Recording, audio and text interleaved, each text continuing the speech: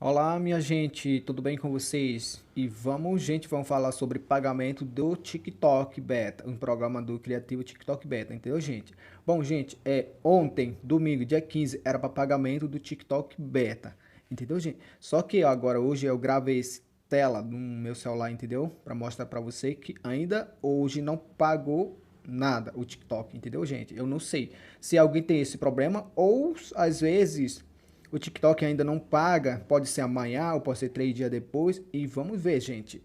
Olha aí, aqui tá dizendo, vou mostrar para você agora.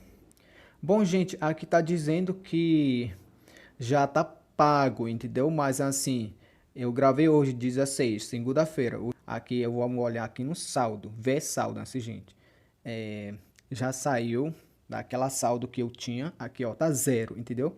E quando você vem para cá abaixo, disse aqui, pago esse valor, gente. Mas assim, e quando eu olhei na minha conta do PayPal, não entrou ainda não, gente.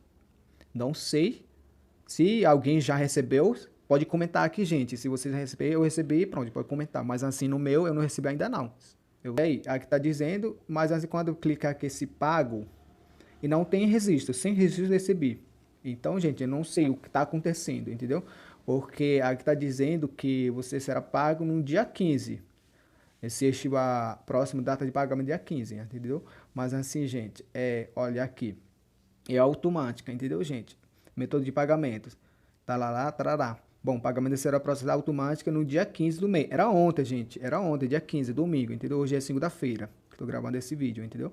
Mas não sei se está acontecendo comigo ou pode ser todo mundo. Não sei não, gente. Eu gravei agora. É isso aí, gente. Olha esse saldo aqui. Tá vendo? Zero. Mas assim, o baixo. Aqui embaixo está dizendo que pago esse valor, gente. Mas eu não sei.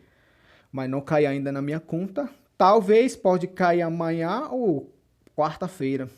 Não sei. Vamos esperar, gente, esse problema do TikTok. Eu espero que ele paga mesmo de verdade, entendeu, gente? Se você gosta, gente, me segue aqui no YouTube, entendeu? Pode me seguir no TikTok também, tá bom? Valeu, tamo junto.